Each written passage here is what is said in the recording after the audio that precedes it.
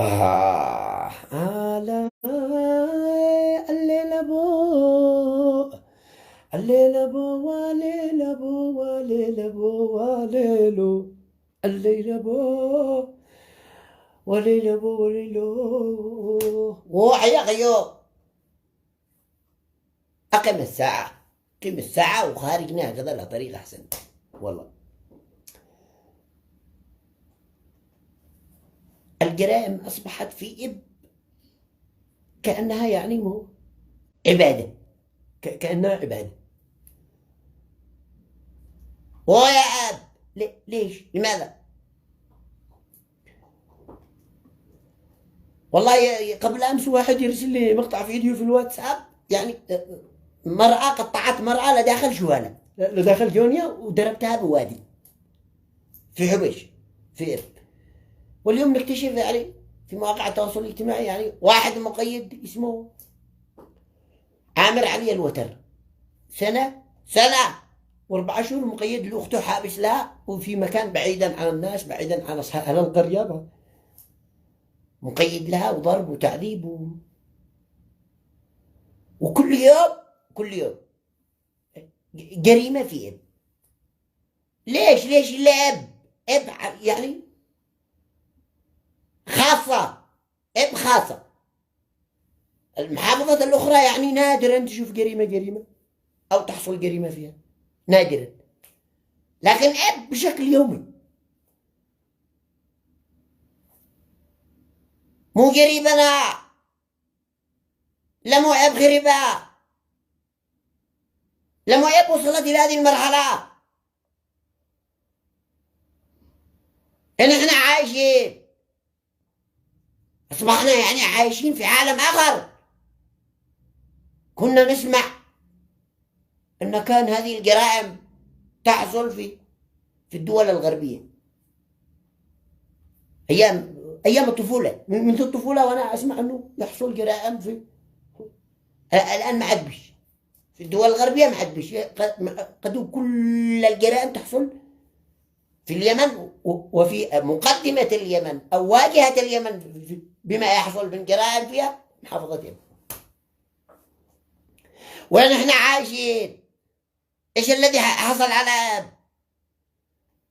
كل الذي حصل على أب أنه أب خرجت خيم على أب إيش؟ الجهل، جهل وضلال وعدم توعية الناس، وأصبحت أب يعني مخزون بشري. اللي في مارب تشوفهم أكثر منهم يقاتلوا من أب، وأكثر الجبهات تشوفها اللي يقاتلوا مع الحوثيين من أب، وأكثر الذي مع الطرف الآخر من أب، واللي في الساحل من أب. مخزون بشري، أب مخزون بشري للمتاجرة والاستثمار والتناحر فيما بينهم أبناء البيت.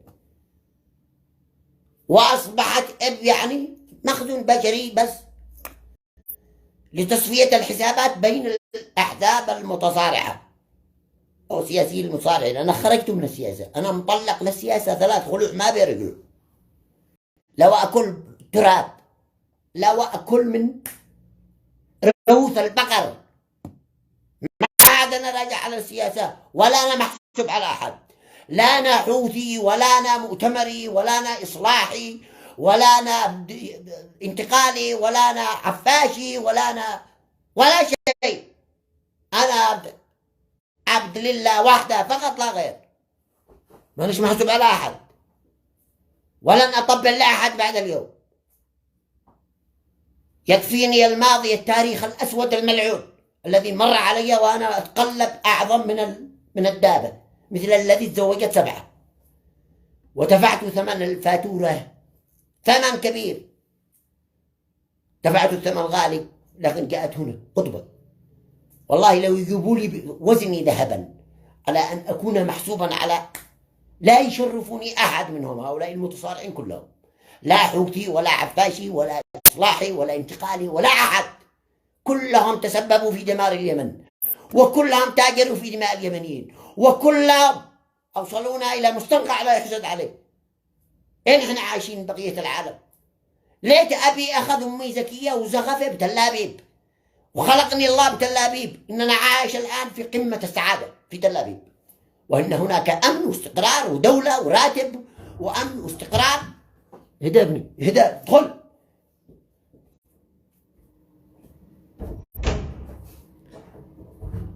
لو كان افتح، خلاص افتح له شغل العشاء،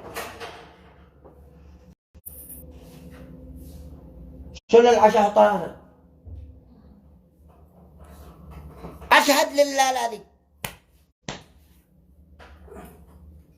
ذي إن أنا وصلت إلى قناعة تامة لكن الله خلقني يهودي بتل أبيب، ولا بأمريكا ولا ببريطانيا ولا بأوروبا ولا بروسيا ولا بأي دولة يوجد فيها أمن واستقرار وعدالة.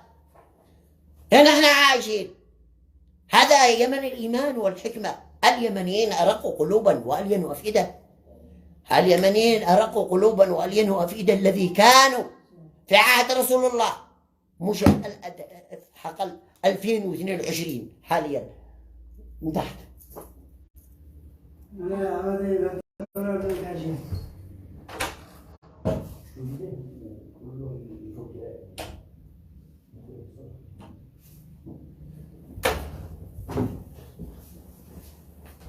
هنا احنا عايشين.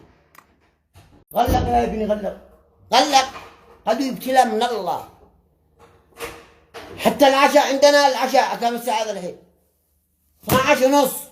كنت آلف اتعشي زمان الساعة 7 اتعشي 8 غدا نوم بأمان الله. وصلنا إلى مستنقع لا يحسد عليه. معنا جيل قادم مفخخ. كل جيل، كل حزب أو كل مكون في اليمن يربي له جيل مفخخ على حمل السلاح، على يعني زرع الكراهية عن أخوه اليمني. هذاك محسوب على علي بن أبي طالب، وهذاك محسوب على أبو بكر، وهذاك محسوب على عمر، وهذاك محسوب على عثمان، وهذاك محسوب على أم الجن، وهذاك محسوب على الدواعش، وهذاك محسوب على المجوس، وهذاك محسوب على الروافض، وهذاك محسوب على الخميني. وتعبية فخخوا المجتمع اليمني، وصلونا لا مستنقع لا يحسد عليه. أقسم بالله العظيم إني أشوف العالم وين عايشين وأبكي على وطني وعلى بلدي. إن إحنا عايشين، إحنا في آخر الفرزعق العالم، إحنا في مستنقع لا يحسد عليه.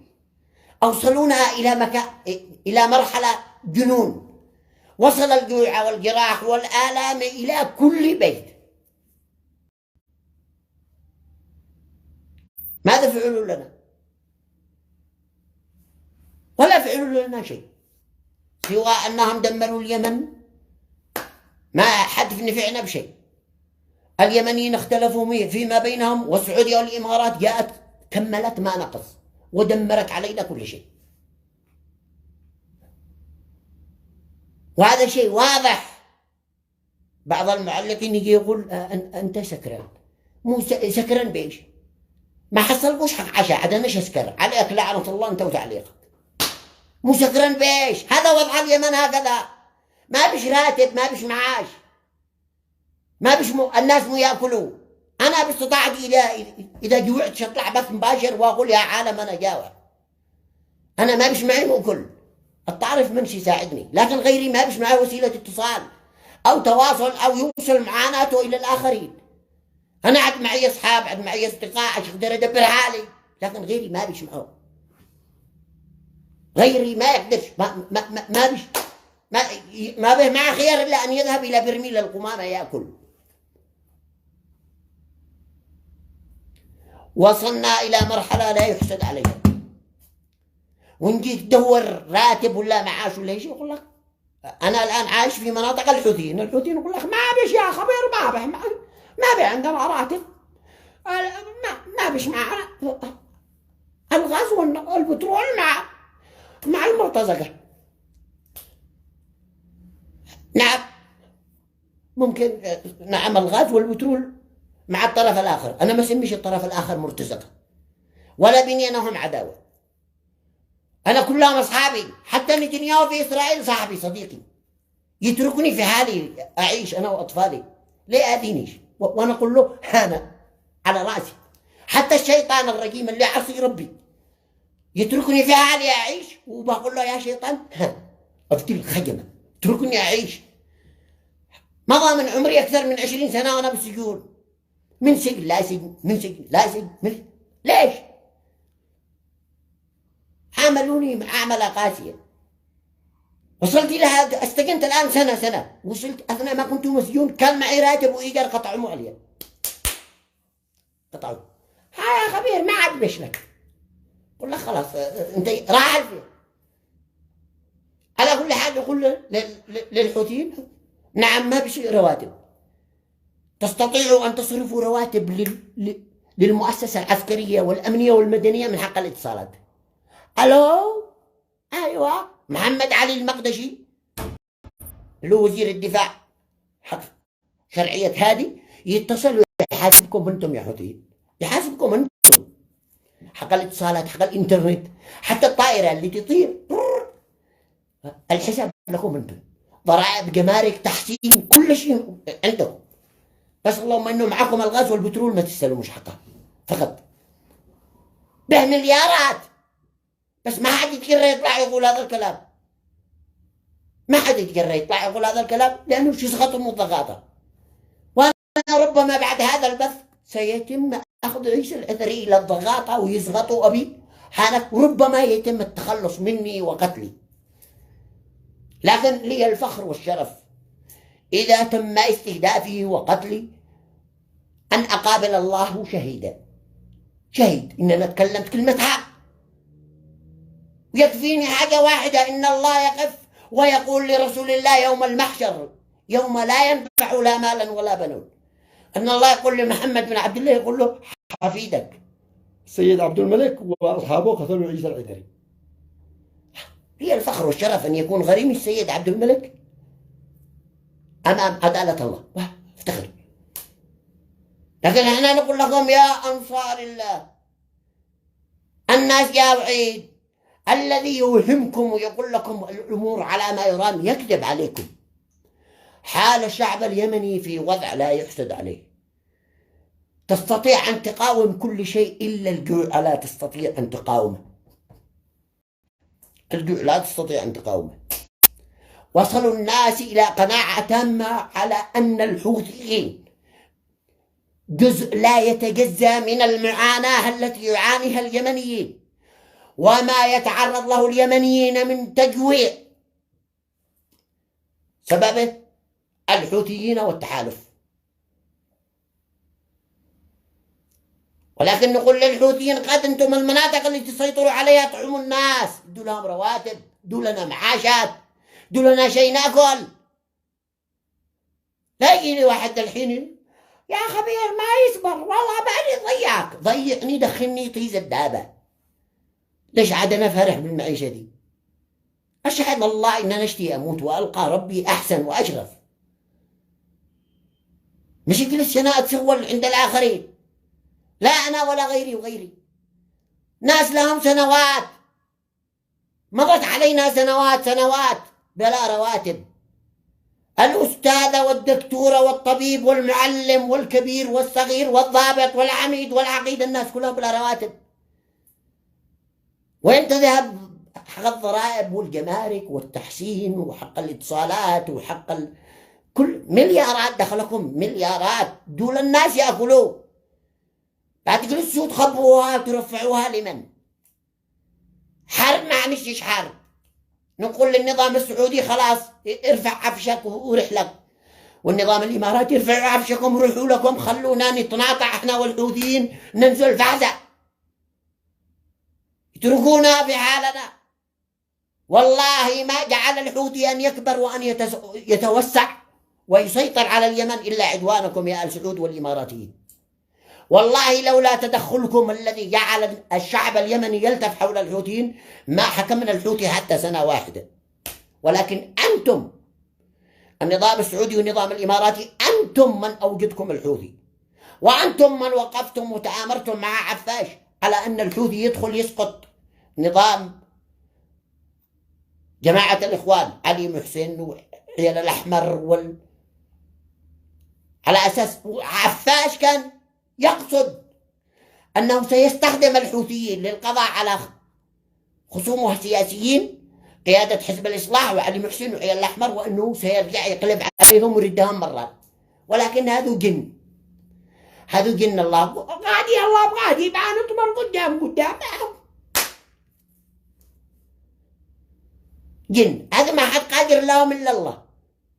الله شدي لكم الله صاعقة يا حوثيين من السماء، صاعقة شدي لكم الله صاعقة وانتو يخلصنا منكم. ادوا للناس شيء يأكلوا، اصرفوا رواتب، اصرفوا معاشات. تشوفوا الناس كيف ايش الجرائم التي تحصل في المناطق التي يسيطر عليها الحوثيين. ما سبب هذه الجرائم؟ الجوع. تحل والواحد اموره سابر والراتب موجود اموره سابره والاسعار مستقره ان الناس عايشين ما بيش جرائم ولا ابو من هذه الخبقات التي يحصلين. ألف أن الأمور طيبة، لكن الجوع يخليك تفعل أي جريمة. الجوع يخليك تفعل أعظم نثرة. أمانة جوع. ما أكيد إنه اتصل به واحد يا خبير ما هو صابر. ها بخير.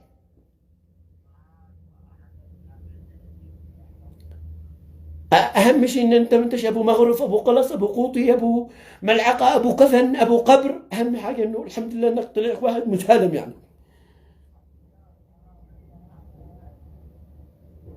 الحمد لله الحمد لله. أنا الآن في بث المباشرة مع الله، مع الله أنا في ذلك. خلاص على الله ايش يفرق؟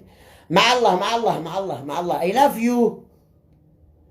على كل حال يا أنصار الله، مسيرة القرآن مسيرة رحمة وليس مسيرة عذاب. محمد بن عبد الله عليه أفضل الصلاة والسلام، الله سبحانه وتعالى قال وما أرسلناك إلا رحمة للعالمين. رسول الله ما هوش عذاب. الله قال وما أرسلناك إلا رحمة للعالمين. يا أنصار الله، يا حوثيين، يا من تقولوا أنكم من أحفاد رسول الله، افعلوا حتى ولو شبه ما قام به رسول الله. رسول الله كان يذهب في منتصف الليالي يتفقد الجيران من هو جائع يطعمه، وهو رابط على بطنه بالحجر. رسول الله يربط على بطنه بالحجر ويطعم جيرانه. وانتم اللي تشكم كل شيء ولا خليكم حاجة، لا ضرائب لا جمارك لا تحسين لا اتصالات لا، ولا تشكم كل شيء. أكلكم ما ندوا لنا حاجة، اعتبرونا كلاجئين عندكم. ما احناش يمنيين، اعتبرونا لاجئين من سوريا، من العراق، من ليبيا، من أي دولة. اعتبرونا لاجئين، ادوا لنا حاجة. هكا بس عمكم بصائرنا ولا عابوا حاجة ولا عشغي ولا شيء. أكلكم أمقش مع القشاقش كله. إلى متى بنجلس على هذا الحال؟ من يرحمنا قليل. والله على كل حال رسول الله عليه أفضل الصلاة والسلام أرسل الله رحمة للعالمين مش عذاب. أنا لا أعترض على ذكرى المولد النبوي. ذكرى المولد النبوي من حق أي يمني أن يحتفل في هذه الذكرى. ذكرى المولد النبوي بقول استغفر الله والحمد لله وأقول اللهم صل وسلم على سيدنا ونبينا محمد عبدك ونبيك ورسولك عدد خلقك ورضا نفسك وزينة عرشك ومدد كلماتك كما ينبغي لجلال وجهك وعظيم سلطانك يا الله عدد كل شيء بعلمك يا الله. صلاة وتسليم تامة تنفرج به الكرب وتقضى به الحوائج وتنالف الرغائب وحسن الخواتم عدد كل شيء في علم الله. لو أقولها 100 مرة أو 1000 مرة في ذكرى المولد النبوي فأنا من الذين يعني قد فعل الواجب بكثير. والله لو يبعث الله محمد بن عبد الله يوم المولد النبوي ويخرج رسول الله ويشوف رقع وخرق وقلوبات ورنج والناس خضر، خارج خضر برنج وداخله جاوب، ما بوش معهم ياكل. لو خرج رسول الله يوم المولد النبوي بس والله لا يخرج لكم بشميل مكتوب بعرضه عبد الغفار، لا يصبنكم لا يجعلكم ابره. شو لكم انتم ليس مني ولا تشرفوا. مليارات تصرف حق رنج ورقع وقلوبات خضر والناس ياكلون برامي القمامه. وهل رسول الله بحاجه الطبال والذمات حقكم؟ رسول الله قال الله ما عظم شيء في السماء ولا في الارض، عظم نفسه. الله عظم نفسه وعظم محمد بن عبد الله، قال وانك لعلى خلق عظيم.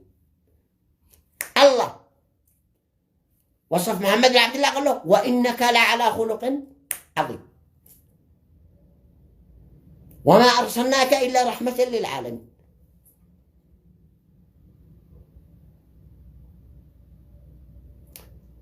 نحن ندعو الجميع المتصارعين والمتحاربين. انا ما مع احد ولا انا ضد احد، انا عايش بين الحوثيين يفعلوا بجحوري حتى هندل يقلبوني بمبة، ما نش جازع من عندهم وين اسرح الا لهم شو يسمحوا لي اسافر من مطار صنعاء اسير تل ابيب. اقسم بالله لا اذهب تل ابيب، اقسم بالله لا اذهب امريكا، اقسم بالله لا اذهب بريطانيا، لا اذهب روسيا، لا اذهب اي دوله يوجد فيها امان ومعيشه وراتب واستقرار وعداله وما فيش حرب، ما فيش قراح، ما فيش ذبح، ما فيش طاح. انا ايش تعيش؟ الله قال في القران يا ايها الذين امنوا ادخلوا في السلم كافه. يا ايها الذين امنوا اجنحوا للسلم كافه. ما خلناش نتقاتل ونتناحر وندمر وطننا ونجوع شعبنا ونجعل تخرجوا اي مدينه في صنعاء في ذمار في 10% مستورين الحال و90% شحاتين مطلبين في الشارع جاوعين ما فيش معاهم ما ياكلوا. والذي يوهم الحوثيين يقول لهم الامور صابره والخير موجود وكل شيء صابر، لا يكذب عليكم، لا يكذب عليكم. إياكم أن تتجاهلوا الشعب اليمني، فإن الجوع ما يرحم، الجوع ما يرحم. ادوا للناس رواتب يأكلوا، ادوا للناس لقمة يأكلوا، ادوا للناس معيشة يأكلوا. لا تصدقوا الذي يوهمكم. وأنا من خلال هذا البث أقول للحوثيين، للسيد مهدي المشاط، محمد علي الحوثي، للجميع، أنتم أكلتم من أوراق الشجر أيام الحروب الست وشربتم مياه من حق الأمطار الذي كان يحور وطعمكم المر والعلقم، ولكن كانت أنتم من منطلق هاجسكم أن أنتم مسيرة قرآنية ومجاهدين. خلاص الآن الشعب اليمني ما هوش مسيرة قرآنية ولكن أصبح مجاهد جهاد. حلم اليمني أنه يجد لقمة، يجد راتب، يجد كسبر، دبا غاز. حلم اليمني. أعيدونا إلى عهد عفاش، تاريخ 25 والراتب موجود، سفراء العالم كلهم في صنعاء، مطارات العالم كلها مفتوحة في وجه اليمنيين. تسافر من صعدة إلى المهرة ما حد يقطع عليك الطريق، ما حد يقول لك بطاقتك. أنا الحين لا أسافر من إبلا صنعاء ضروري يبوز زوجتي بجنبي محرم لي. وصلنا إلى مرحلة إنه أجعل زوجتي أختي محرم لي. أوصل للنقطة مجرد ما يشوف معي العائلة، وهذه محسوبة لكم يا حوثيين إن أنتم يعني إذا واحد مع عائلة تقولوا تفضل ما تعرقلوش. الحين قد أنا لا أنا شاء أطلع أب ولا شاء أنزل من صنعاء ولا شاء أسرح أي مكان، ضروري يبوز المحرم حقي تكون محرم لي أنا مرتي ولا واحدة من خواتي ولا إيش الوضع. أعيدونا إلى عهد عفاش. أنا ذا الحين ما أقولش إن كنا عايشين في المريخ بعد عفاش، ولكن كان اليمني عايش. تسافر من محافظة إلى أخرى والدنيا آمنة، ما حد يقول لك بطاقتك ما حد دوري. وكان لابو من دخل مدينة ومعه مسدس ولا معه بندقية ولا أي شيء يتصادر سلاحه. أنتم جيتم حتى الطفل اللي عمره 12 سنة قمعوا جعبوا بندق. كيف بنعيش المستقبل؟ يا أحمد بنين والله ما أبو مستقبل لنا والله. مستقبلكم أنتم والجيل القادم كله فجار قرح ما بيش رحمة. يا ابني والله الذي لا يعبد سوى ما عجبه إلا الله ينقذنا من السماء ويفعل لنا حل كيمنيين ولا احنا قرحنا وانتهى موضوعنا تماما. دحين مو مستقبلك يا ابني أحمد تفتح المنهج الدراسي مش تدرس المنهج الدراسي مش تدرس معك مع ذا الجنود في علومه بالمنهج انه شاعر قرآني ونسوا انه كان يدي شعر رمسيسة ويحب يردني خلطة. معكش يبني لا عاب ولا طرقات ولا جسور ولا جامعات ولا مستشفيات ولا طب ولا صحة ولا شيء. احنا عايشين في عالم آخر. نحن قوم ياجوج وماجوج. ما عاد فيش لنا مستقبل على الإطلاق. والله ما عاد مستقبل يا ابني. على كل حال من خلال هذا البث ندعو ونناشد سلطة أنصار الله. يا أنصار الله اسمحوا لي أنا وطفلي معي طفلتي زكية وطفلي أحمد وزوجاتي أم أحمد وأم زكية. اسمحوا لي ولو أنتم عندكم اسمحوا لي أمي زكية وأبي حسن أخذهم معي. اسمحوا لي أن أسافر. أشتي أذهب تل أبيب، أشتي أذهب واشنطن، أشتي أذهب روسيا بريطانيا، أشتي أذهب أي دولة يوجد فيها عدالة وأمن واستقرار وراتب ومياه وكهرباء. نشتي نعيش. ما خلقنا شاء الله نموت ولا ترموا بنا بالسجون يعني ظلما وعدوانا. أنا من خلال هذا البث إذا كان أخطأت بحقكم، إذا كان أنا أخطأت بحقكم لا تدوا لي لا طعم ولا عسكر ولا شيء. اتصلوا باتصال رقمي موجود معاكم. قولوا يا عيسى يا خبير تعال مكان أبو فلان واجي لا عندكم وشلوني احبسوني يفحلوا بجحري حتى هندل طلعوا بي ديزل. والله لأنه تعبنا وتألمنا. أنا أتألم من ألم الشعب اليمني وأعاني من معاناة اليمنيين. أنا جوعي من جوع اليمنيين. أنا الذي أعاني أنا بودودي إلهي ما يخلينيش أصبر. دودي إلهي الله الله الله كذا يفزعني صميل يقول لي اتحرك وصل رسالتك. أنا لا أدعي النبوة ولا أقول أنا جدي رسول الله ولا أقول أنا من الخلفاء الراشدين. أنا عيسى بن حسن بن محمد عبد الله الحدري. أمي زكية وطفلي أحمد وطفلتي زكية من أبناء اليمن. يمني مستضعف معي شوية جمهور في مواقع التواصل الاجتماعي أجلس أدردش معهم وأغلبية الجمهور مؤيرين ومشقدفين لي. يقلعوا لي الصحن مع القلاصات ما يكسروا مطبخ كسار ويقلعوا البلاط ما أير وشقدف. النص حقه ونص يعني ربع محايد وربع الآخرين محبين كذا. السلام عليكم. السلام كيف أنت؟ الحمد لله على السلامة. فقط لا غير. لم أستثمر في دماء اليمنيين أنا ولم أحصل يعني مبالغ مالية مقابل تدمير اليمن وأهلها. وليس أنا من تجار الحروب. أحبطكموني أكثر من مرة في السجون سواء الحوثيين أو الحفافيش أو الإصلاح أو الانتقالي. قد ذوقتموني ما لا يذوق أحد وجعلتموني أعاني معاناة لم يعانيها أحد. أعوذ بالله من قهر الرجال. أنا ظلمت أكثر من مرة والجميع ظلمني كلهم لكن أنا موكل الله عليهم كلهم.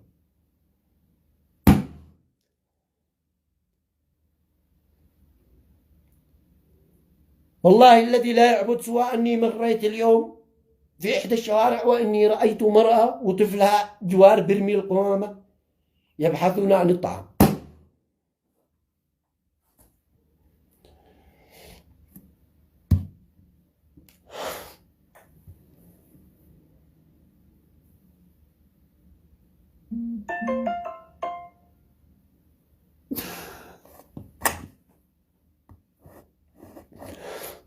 على كل حال الرجال ما تبكي إلا من قهر قد بلغ عنان السماء. أنا ظلمت والشعب اليمني ظلم، والذي ظلمنا المتاجرين في دمائنا وفي دماء أبنائنا وإخواننا وأهالينا تجار الحروب، الكل المتصارعين على كرسي السلطة هم الذي دمرونا وجعلونا وصلنا إلى مرحلة لا يحسد عليها. إذا أبي يمني بيسافر مصر مجرد ما يأخذ جوازه ويحطه بس على الآلة الإلكترونية التابعة للمطار، المطار كله يسرق أحمر كأنهم اكتشفوا عبوة ناسفة يمني. صورونا أن احنا إرهاب، وصورونا إن وإحنا والله إن احنا من خيرة ما خلق الله في الأرض، ولكنه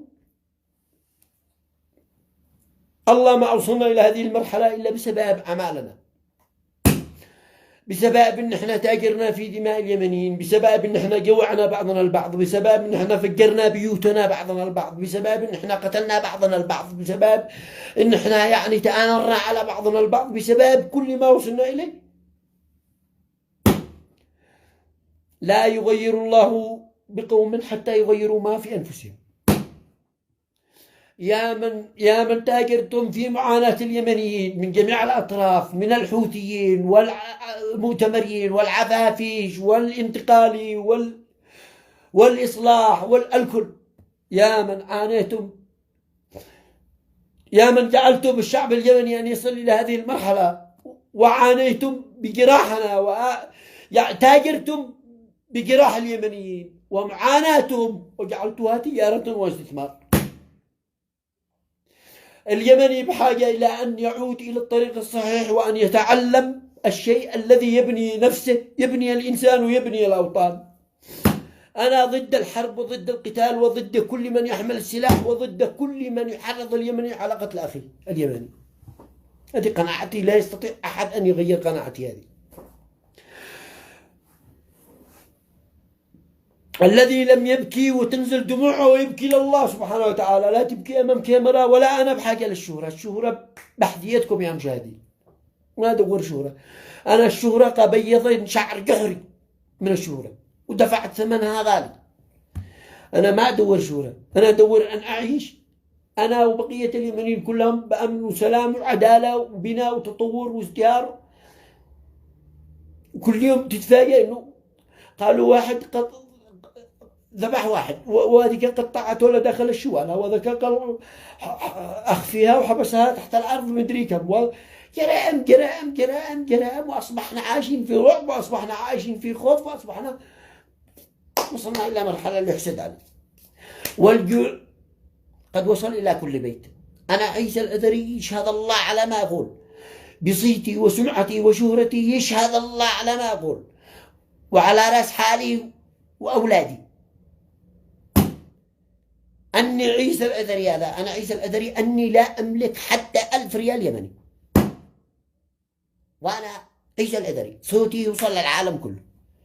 لكن مقتنع بحياتي إن أنا أطلع وأستمر في نشاطي الإعلامي على أن أدعو اليمنيين أو أوعيه اليمنيين، أوعيهم وأقول لهم عودوا للطريق الصحيح. ما يهمنيش حتى وإن وصلت إلى مرحلة أن أبيع ثوبي. هذا أنا ما أدورش من أحد ولا أشتي من أحد، أنا يرزقني الله مالك الملوك. لكن غيري يجوع، يموت جوعا، يعاني معانا ما لا يعاني أحد، ولا أحد يلتفت إليه،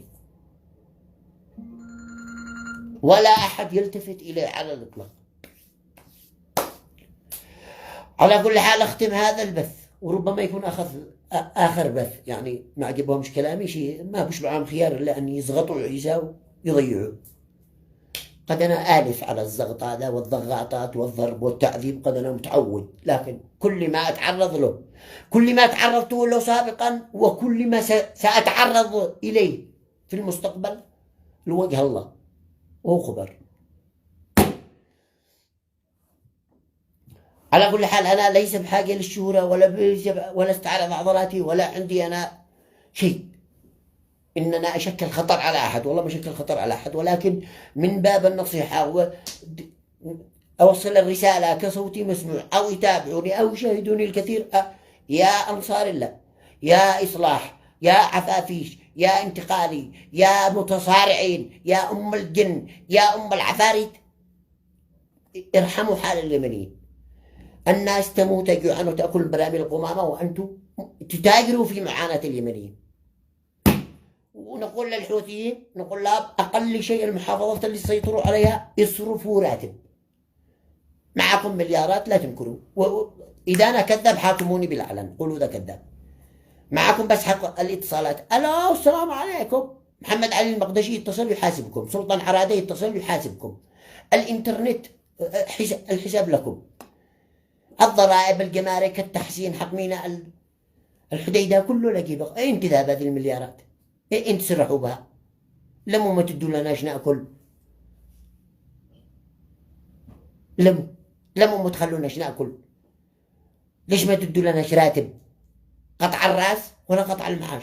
عاد كان معي شوية راتب استلموا ايجار بيت، دخلكوا الشيء قطعوا معليا، اتصل بهم يا خبره ليش؟ ما يا خب ما عجبش لك خلاص، والله قالوا ما عجبش، كملكم وصلكم لعندي انا وكملكم، ما قطعكم طابت انفسكم. ما انا اطلب شي يطلع ودردحه كذا واشحت حتى بصوت وصوره.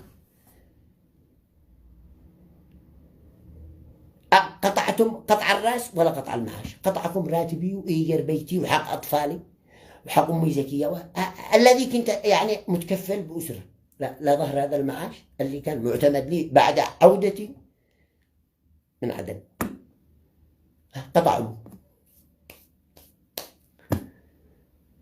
حد قطعتم وانتم شدي لي الله الذي يسمع دبيب النملة السوداء في الليلة الظلماء بالحجرة الصماء ويكتب لها رزقها، بايرزقني وانا اذوهن اكثر من 2700 مشاهد بث مباشر، بايرزقني الله وهو يسمع صوتي ومطلع على كل شيء. على كل حال انا ما اهمش نفسي ولا ادور نفسي، يصرفوا لليمني، ادوا للناس ياكلوا.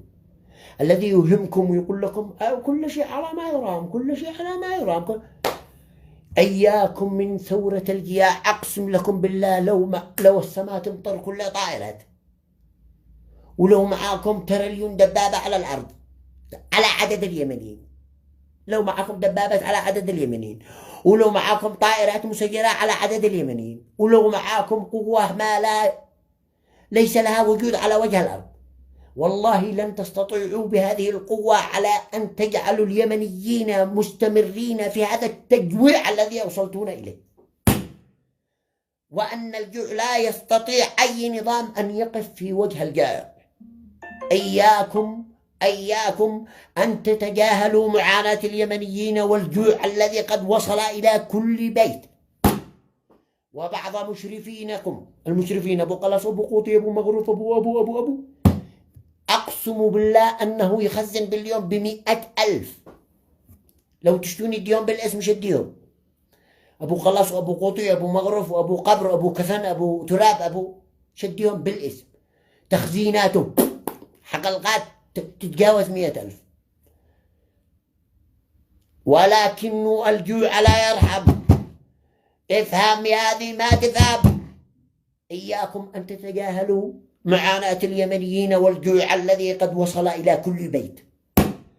ستكون ثورة جياع، والله ثورة جياع، والله ما يجلس لا كبير ولا صغير، لأنه لقد هو جوع عذاب يومي، قد هو هكذا. أموت والقرب بإحسان، لا بعد جلست تعذبني مثل الحياة، القرب بإحسان.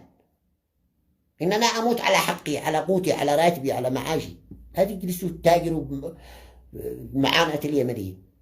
وهذه رسالة للجميع، للمتصارعين الحوثيين والعفافيش والانتقالي والجن والعفاريت والإصلاح، واللي بمارب واللي بعدن اللي بدولة عدن واللي بدولة مارب واللي بدولة شبوة واللي بدولة الساحل واللي بدولة صنعاء واللي بدولة تعز، لجميع الدولات اليمنية.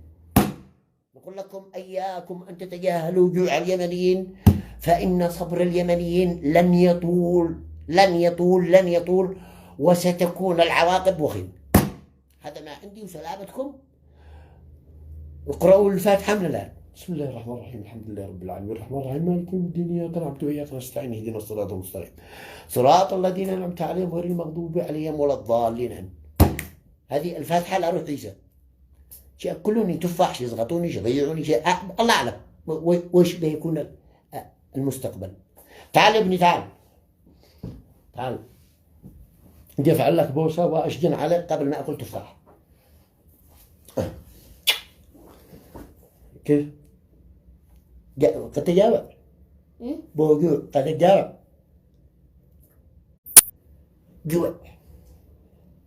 يا من أجوعتم أطفالنا وتاجرتم في دماء أبنائنا وإخواننا وأهالينا ودمرتم وطننا، أسأل الله أن يجعل نهايتكم في القريب العاجل، وأن يعجل الله في زوالكم الكل كلكم، حوثي وعفاشي ومؤتمري وإخواني وإصلاحي وانتقالي وأم الجد والعفاريت.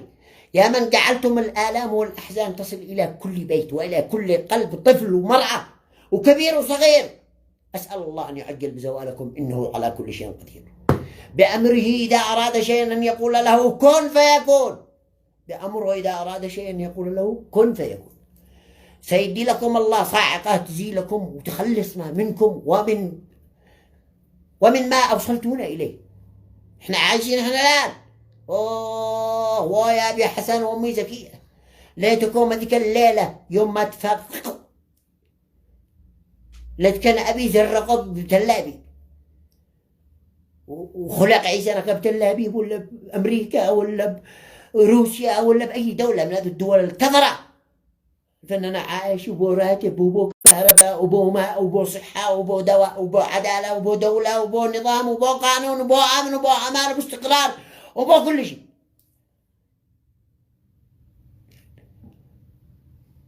حسبنا الله ونعم الوكيل. الله والنكبة، الله والنكبة. يا ليتني مت قبل هذا وكنت نسيا منسيا. أشهد لا لا. حسبنا الله ونعم الوكيل. أستودعكم الذي لا يضيع ودائعه. ومع ألف سلامة. مع السلامة للجميع. كمان ما غلطكش على حد. صح أن كلامي شيء لمكم، خاصة أبو قلاص وأبو قوطي وأبو مغرف وأبو أبو أبو شيء لمهم، لكن أنا تحدثت بالواقع، أتحدثت بالحقيقة، أتحدثت بالذي هو متواجد ونحن نعيشه، عايشين عليه. ما زيدكوا شيء من عندي، والله ما زيدكوا شيء. وأنا أتحداكم إذا كنتم أهلا للمسيرة القرآنية العادلة الحقيقية الذي أتى بها محمد بن عبد الله، أتحداكم أن تواجهوني بالعلن. حاكموا عيسى العذري بالعلن، حاكموني هكذا أمام الرأي العام إن عيسى العذري عليه شيء أو ارتكب خطأ أو ارتكب جريمة أو فعل شيء، حاكموني وعلقوني بنخري وجعلوني عبر. إذا شفتم علي مثقال ذرة، أنا جرش بالإعلام ودوشان وصوتي مسموع، أنا دوشان لكل مستضعف، أنا دوشان لكل جائع، أنا دوشان لكل يمني، أنا دوشان لكل من يقول بطني جائع، أنا دوشان لكل مستضعف، أنا دوشان لكل معلم، أنا دوشان لكل عسكري، أنا دوشان لكل يمني. صوتي مسموع، معي جمهور، بوصل الرسالة للعالم كله. ما بش معكم خيار إلا أن تأكلوني تفاح، تقتلوني، تتخلصوا مني، وأن يكون غريمي يوم لا ينفع لا مال ولا بنون، يكون غريمي سيد خبرته. بعدين لي الفخر والشرف أن يكون غريمي سيد عبد الملك، له أصحابه يجي يا خبير يا والله أكله تفاح، لي الفخر والشرف. يكفيني أن الله سبحانه وتعالى ذاك اليوم يوم لا ينفع لا مال ولا بنون، الله يقول لمحمد بن عبد الله، يقول له حفيدك سيد عبده والخبراء قتلوا عيسى العذري ظلما وعدوانا. لي الفخر والشرف. ما بش معهم خيار إلا أن تصرفوا رواتب لليمنيين وتأكلوهم، وتخلوا اليمنيين يعني يدعوا لكم، يقولوا الله يحفظ السيد عبد الملك وأنصار الله الذي يدلنا رواتب، لا تمكنونا. ما بش يا خبير والله ما به ولا قاد الله دي لكم قوة، قاد الله مكنكم، قاد الله خليكم يعني قوة قوة قوة قوة، وهذه حقيقة أن أنتم أقوياء، لكن استعرضوا قوتكم على عدوكم الخارجي مش على اليمني. ما اليمني أكلوا ادوا راتب ودوا أمن ودوا استقرار وحققوا عدالة، لا تستعرضوا قوتكم على اليمني. نحن منكم وفيكم، احنا منكم فيكم، أكلونا ادوا لنا راتب ادوا لنا معاش ادوا لنا لقمة عيشنا أقوال. لا تمكنونا ما بيش والله ما بيش يا خبر ما بيش. البترول في مغرب والغاز في مغرب، ادي لنا من حق الاتصالات، ادي لنا من حق الضرائب، من حق الجمارك، من حق التحسين. كان لما دخولكم مليارات ما بيش دول الناس ياكلوا. هلا الحرب قد انتهت، وان شاء الله السعوديه والامارات تغادر اليمن، تترك اليمن وشانها. خلونا نعيش، عيشونا، لا وصلتونا إلى مرحلة لا يحسد عليه. أبكيتم الطير في السماء والإنسان في الأرض، ولا خليتم شيء قشعكم كل حاجة. حتى أنا مسلومكم منكم، حكم معيش ويقدر هاتب ويجر بيت قشطكم وأنا بسجن، قطعكم ما نجداري لمن الدقومي. أشهد الله لا عليك إن أنا اتصلكم بواحد من القيادة الكبيرة المحسوبة على الحوثيين، فقولوا ليش قطعوا راتبي ويجر بيتي وكذا؟ قال لا، هو ما عاد ليش جبناها لواحد ثاني، مثل ما يقول لك عيسى العذري دوشان هجعنا منه غدو بالسجن، فجابوها لدوشان جديد يعني يستخدموه. لكن أنا معلش منكم والله لو أكل من بيارة إن أنا بستلم منكم مقابل أن أكون وسيلة للاستخدام بيدكم، تحرم عليا فلوسكم وزلطكم مثل أمي ما تدخل لي. بعيش حر معزز مكرم، وضلعي هذا بحفر بيارة وأكل لقمة شغسل سيارة بالشارع، وأكل لقمة معزز مكرم، ولا أكون وسيلة للاستخدام. استخدمتموني كثير وخلكموني نعث كل كرة نعث، نهاية المطاف دفعكموني ثمن غالي سنة، أحبطكموني ظلما وعدوانا. ولكن الله أنقذني بخيرة ما أنجب القضاء اليمني، قاضي عبد العالم الحمودي والدكتور مروان المحاقري هم الذي أفرجوا عني، وليس الحوثيين. الذي يقول الحوثيين خرجوا أنه محسوب عليهم، لا والله، والله إن الحوثيين لو كانوا يعرفوا أن عيسى العذري مدان بشيء أنهم أول من سيتخلصون مني، وكانت فرصتهم الذهبية أن يتخلصوا من عيسى، ولكن شافوا أن عيسى ما بيش عليه ولا شيء.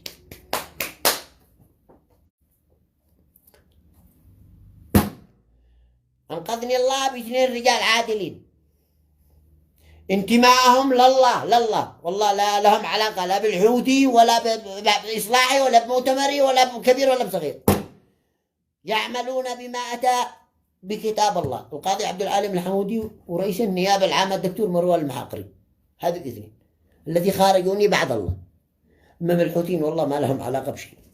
لا أنسى أن منكرش الجميل، أحد الحوثيين وقف إلى جانبي، ابن وزير الداخلية حسين عبد الكريم أمير الدين الحوثي، حسين عبد الكريم وقف إلى جانبي من ناحية مادية، كان يعني متكفل بصرفتي أنا وأمي وأبي وأطفالي وزوجاتي أثناء فترة سجني. ومن يوم ما خرجت من السجن الآن يحرم علي مثل أمي ما معي منه حتى فلسان واحد ولا ريال.